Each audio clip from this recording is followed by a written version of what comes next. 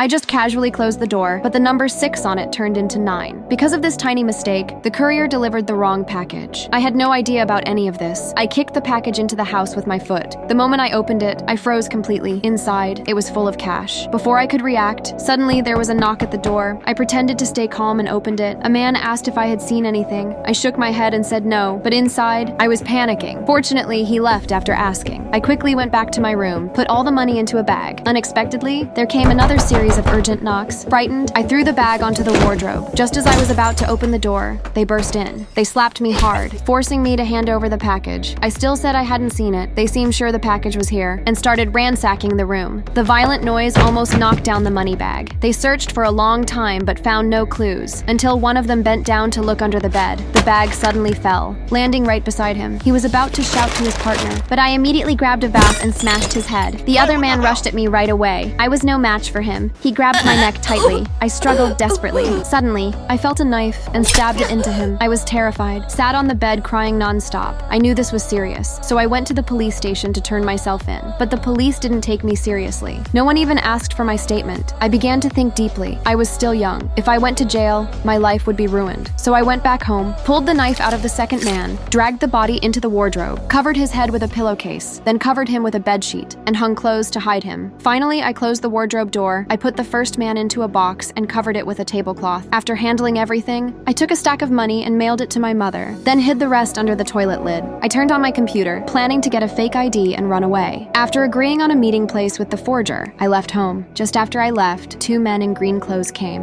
Their boss, seeing his men hadn't returned, had sent them to look. They went to room 9, but no one lived there anymore. Just as they were about to leave, a neighbor passed by and casually said that someone came yesterday too, but they went to number 6. After hearing that, they pried open my door. The third man went straight to the wardrobe, but found nothing. The fourth man went into the bathroom, but didn't lift the toilet lid. Suddenly, a phone rang. They followed the sound. It came from under the tablecloth. They quickly found the body of their partner. The fourth man answered the phone. He didn't say shit. He's dead. When the boss heard they only found one body, he thought the first man had taken the money. As he dialed another number, the first man's body in the wardrobe fell out. Looks like Bum is also dead. The boss immediately realized the resident of room 6 was the trade partner. He ordered them to restore the room to how it was. At that moment, I was sitting across from the boss. He was the one making fake IDs.